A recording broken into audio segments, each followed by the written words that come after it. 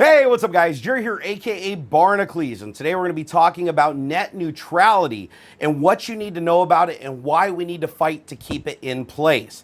Now, you guys probably have seen a lot of trending tags going around today to the degree of Net Neutrality Action Day or Take Action Day as of July 12th. And it's basically a date that was picked so that everybody that supported net neutrality could come forward and basically explain why it's important to protect it. Now, today during Morning Coffee with Barnacules, which is the live stream that I do every single day over on Twitch TV /Barnacules at 8:30 a.m. Pacific time, we hit the topic of net neutrality today because, of course, it was such a big deal today. And I realized just how many people don't actually understand what it is. A lot of people that were actually against net neutrality, it turns out they were for net neutrality and they were just confused. Well, now this creates a very serious issue because if net neutrality goes away as we know it, so does the internet. And I'm going to explain why in this video. But first, we have to start out with why net neutrality exists and what it is. So net neutrality, the big, huge, broad overview is net neutrality protects us from tyrannical ISPs, basically your internet service provider. They're the people that prevent Comcast and Frontier and Wave and all of those other like CenturyTel, all those big conglomerated ISPs from determining which websites that we can visit and how fast those websites can go between us and our internet connection. So net neutrality prevents them from governing that. Actually, what it does is it puts a set of rules in place that make them act more like a utility, like your electric company, for instance, than a cable company. Now, the reason why this is critically important is because there were a lot of ISPs that were abusing their power before net neutrality went into effect. They were doing stuff like cutting off services, not making Skype reachable. Some of the wireless ISPs like Verizon and stuff on the cell phone were blocking services like Skype and FaceTime in favor of their own services. Netflix actually has been severely throttled back in those days so that people are like, why is it skipping? Why can't I watch in 1080p? And it actually had nothing to do with Netflix. It had to do with the ISPs throttling it because they wanted you to buy their cable packages and watch their digital television. Well, net neutrality came along during the Obama administration. It's been in effect for about 3 years. And basically, it's a set of rules and guidelines under something called Title II that basically holds ISPs responsible as a utility, meaning that they can provide internet to a customer, but they can't stipulate or regulate what the customer does with that internet. For instance, if you buy a 50 megabit connection from your internet provider, you have 50 megabit everywhere that you can get 50 megabit. You can go to any sites you want. You can use virtual private networks. If you want to go and do this, you can do this. If you want to go and do that, you can go do that. And because it's a utility, much like electricity, you pay for the service and then you use it how you see fit. Well, the problem is if net neutrality goes away and those ISPs are no longer governed as a utility, those companies can actually do stuff like, you know what, we only want Netflix to have 1 megabit of bandwidth, so you can only watch 240p from Netflix.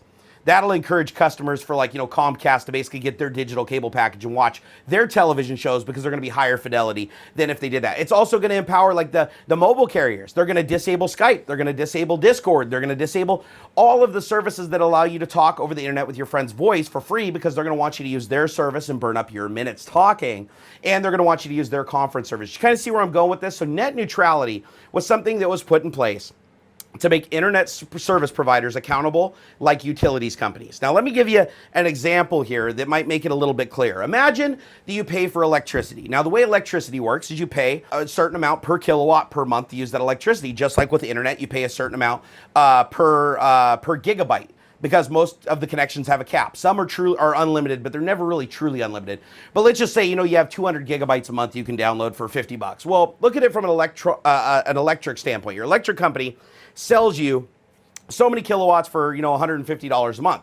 Well, it doesn't matter if you plug in a vacuum cleaner. It doesn't matter if you plug in a blow dryer. It doesn't matter if you plug in a vibrator. Ladies. It doesn't matter if you plug in a TV or a blender or even a microwave. They don't care. They sold you that power, and that power is yours to do with what you want. Now, what if the electric company wasn't run like a utility? So they didn't have any kind of things in place that said that they can't hurt their customers or benefit from gouging their customers. Well, here's what could happen. The electric company could say, well, you can only plug in vacuums that use a certain amount of power unless you buy our vacuum. If you buy our vacuum, then you can use the full 15 amps that comes out of the outlet. That's American voltage. I know you guys over in the UK and everything have completely different voltage systems, but bear with me on this analogy. You can't plug in blenders. They've blocked blenders. You can plug in a microwave, but unless it's their approved microwave that makes them money, it will only run at 100 watts, so it'll take 30 minutes to cook a bean burrito. You kind of see where I'm going with this? Net neutrality is what allows you to buy a service from an ISP and use that service how you see fit. Without net neutrality, it allows them to sell you that service and then highly regulate that service so they can dictate what websites you go to, what applications you use, what services you use, and what's even scarier is they can choose to block things. If they don't want you to go to Skype at all, they can just block it. If they don't want you to use a VPN to try to sneak around the rules, they just block the VPN. They block those IPs. Today, because of net neutrality, that is illegal and the FCC will take action against them. If net neutrality goes away, there is nothing stopping them to do this. Now, you may have heard that we've already won the battle against net neutrality. You know, earlier last year, they already tried to put up a proposal to take it away, and it was heavily pushed by the ISPs themselves because the only people that benefit from taking net neutrality offline is the ISPs themselves because it allows them to basically gouge their customers. Now, here's a big problem that we have is because people think we've already defeated that because we shot it down once, that it's not a big deal again. Well, that's unfortunately not true. Our illustrious leader, Mr. President Trump, has elected a new chairman to the FCC, a guy named Ajit Pai. Now, Ajit Pai has been an opponent to net neutrality and has wanted to neutralize it from day one. And now Trump has put him in the perfect position to do it, and he's already issued a proposal to start undoing everything, not little bits and pieces, everything, to reset net neutrality back to zero, which means it's exactly like it was before it ever went into effect, giving total power back to the ISPs. Now, he claims that he does this because he wants a free internet. He wants a free internet that will prosper for everybody. But the problem is, what he's saying he wants and what he's doing are two different things. Now, he'll claim all day long that the main reason why we need to get rid of net neutrality is because ISPs aren't investing into the infrastructure. They're not growing the infrastructure. They're not making the internet faster. They're not making the internet better, which is a bullshit lie. And I'm going to tell you why. Ask yourself this. Who is your internet provider? Now, ask yourself another question. What other internet providers do you have in your area that you can select from? And I'm not talking about cable and DSL. I'm talking about multiple cable providers and multiple DSL providers. Let me guess, you don't have a choice, do you? You actually don't have a choice, and that is because ISPs have already become monopolies. They've already shown that they will manipulate the law and make deals with the cities so that they are the exclusive people selling internet. Case in point, my little internet provider I have in my town has an exclusive 10-year agreement with my city saying that I can only use their shitty internet, which has a maximum of 250 megabit down and 10 megabit up. Now, some of you guys might be saying, wow, that's really fast. Well, take a step back. Comcast already has everything in place. All they have to do is flip a switch, and I can get a gigabit down and 250 up for half the price of what I'm paying now if they could just sell in this market. But they can't because the infrastructure is already owned by that ISP, and that ISP is actively investing in upgrading that infrastructure too, which I'm happy to hear because I do want some faster internet. Now, Ajit is saying that the companies aren't investing in the infrastructure, which is BS. You're seeing more and more people able to get gigabit. You're seeing more and more people get higher speed internet connections. Of course they're going to invest in the infrastructure because they already have monopolies with the cities to basically force customers to use their internet or nothing. Now, Ajit claims that there hasn't been a lot of problems in the past, and he uses a lot of double talk. If you go watch his speeches, I'll have a couple linked down below. He avoids a lot of questions, and he uses a lot of general terminology. But basically, he's trying to say that there's never been an incident where an ISP has really abused its power, per se, even before the net neutrality went into effect, which is actually a bullshit lie because net neutrality needed to go into effect to fix many issues. And here, let me go ahead and tell you about just a couple of them here. So before net neutrality went into effect, these are just a couple of the things that happened. In 2005, Madison River Communications blocked VoIP services, and the FCC had to put a stop to it. So the FCC had to step in and actually put a stop to it because there was no net neutrality there to prevent them from doing it in the first place. Okay, Comcast denied access to all peer-to-peer services without notifying customers. So they just decided that no, we don't like BitTorrent, we don't like peer-to-peer services, we're just going to stop all of them. Net neutrality, if it was in effect in 2005, would have stopped that. AT&T blocked Skype and every other VoIP service because they didn't like their competition for their cell phone services.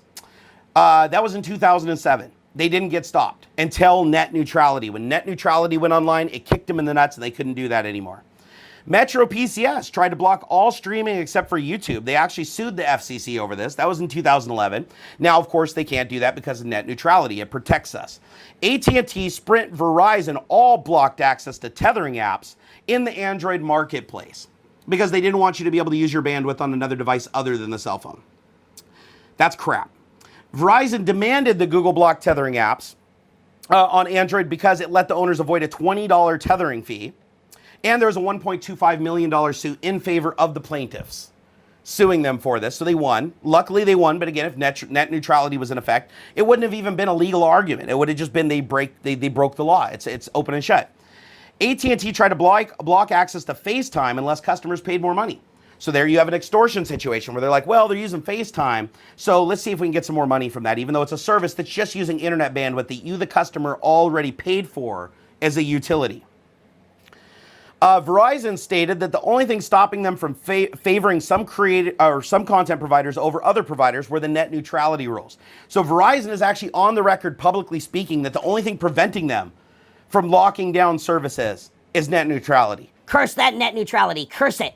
Curse it to death. And then in 2017, you have Time Warner Cable refuse to upgrade their lines in order to get more money out of Riot Games, creators of League of Legends, and Netflix.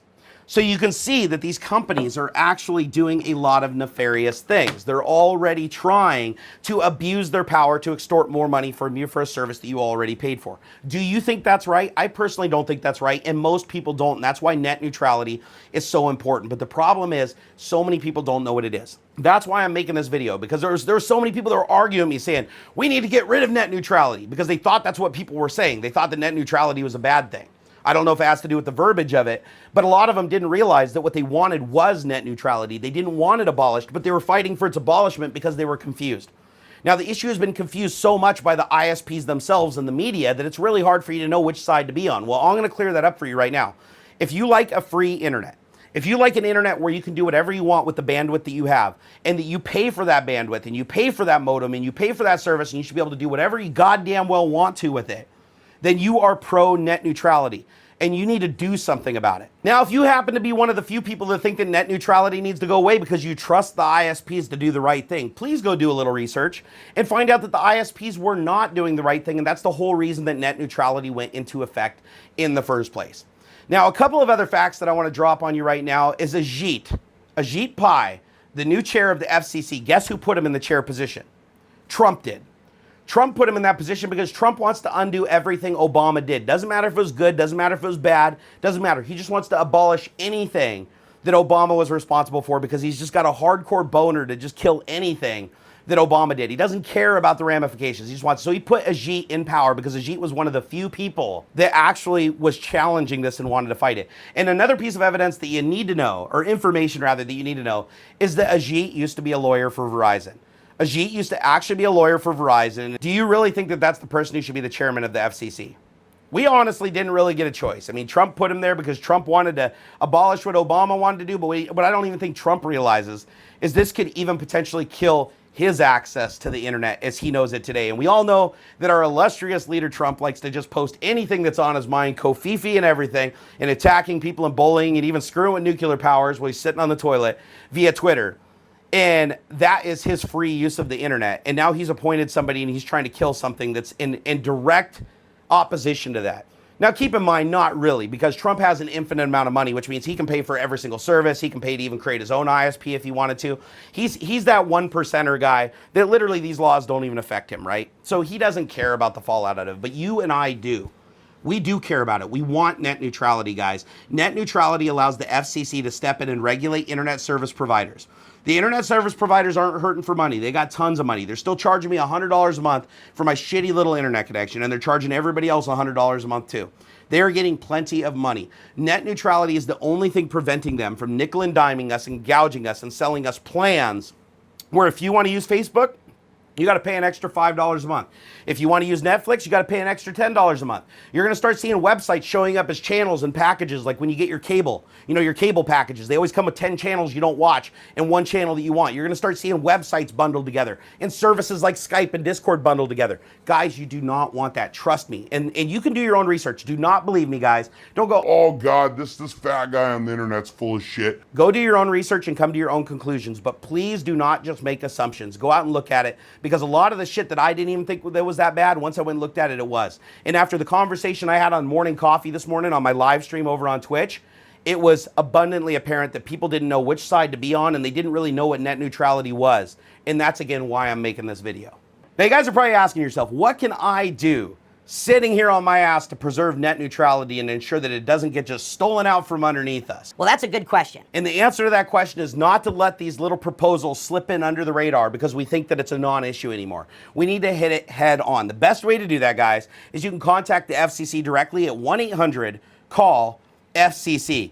Call them up and tell them with your own voice. Leave them a message. Tell them what you think about net neutrality and why you think it needs to continue to exist. Also, tweet the @FCC and go ahead and tweet Ajit too at AjitPieFCC. I will have it all linked down in the video description, along with all of the links to other videos and information sources so you yourself can gain more information on net neutrality and not just take it from the horse's mouth or the Barnacules' mouth. And last but not least, you can go to battleforthenet.com. There's like battleforthenet.com, and they have a form that you can fill out that will automatically generate a mail on your behalf and send it off to Congress and the FCC. Guys, we have to do this.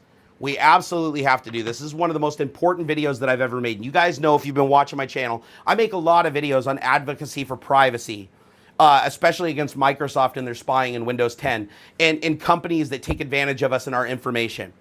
This trumps all of that. If I had to pick the order of importance, I would say net neutrality is dead number one. We cannot let net neutrality go away. We cannot afford to have it go away. If net neutrality goes away, we lose the internet as we know it today. Now, Ajit will argue all day long that the internet was just fine before net neutrality came along.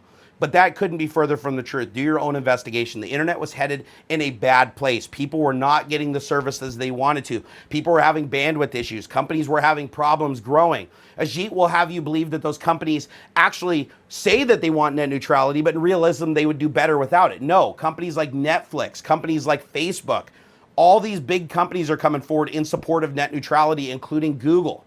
These companies know that it is important to have the internet be a fair playing field. It's important for the internet not to have fast lanes that are defined by the internet provider that in turn create slower lanes that are just gridlock traffic to everything else.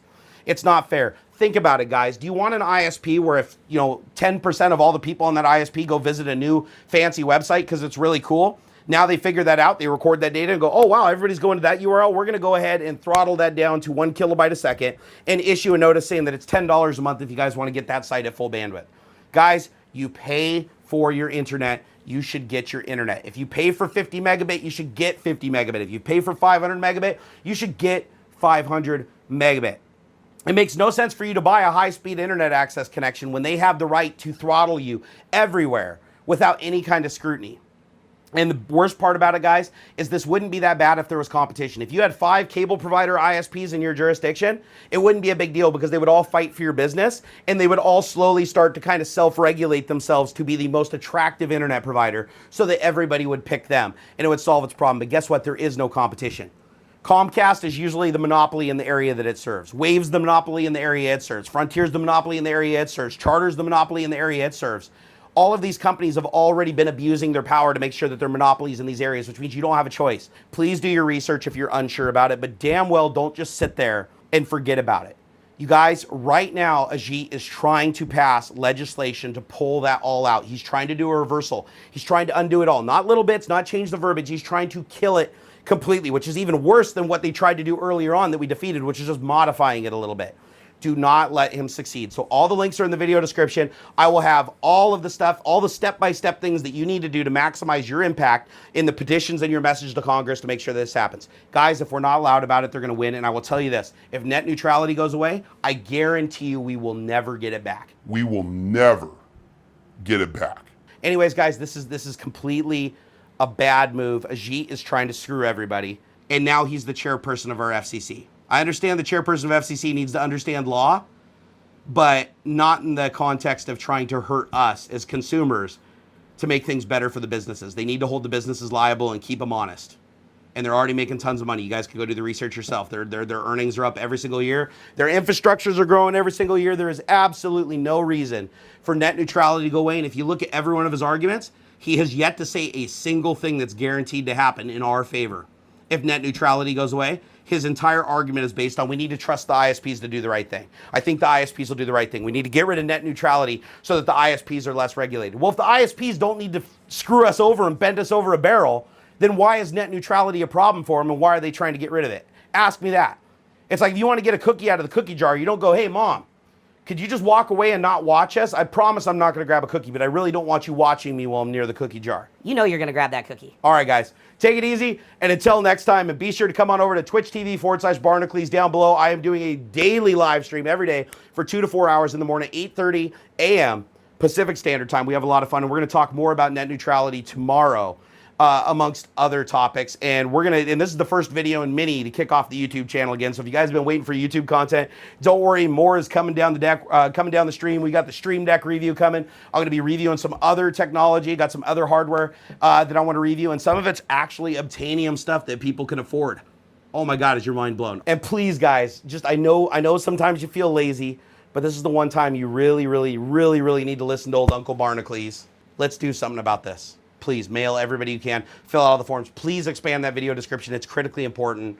I'm never going to ask you guys for more than I'm asking you for right now, and that is protect our rights. If we do not have a free and open internet where everybody can go the same speed and everybody has equal access to everything, our children's futures is going to suck. And plus, all the porn sites are going to go out of business. That ain't going to be any fun.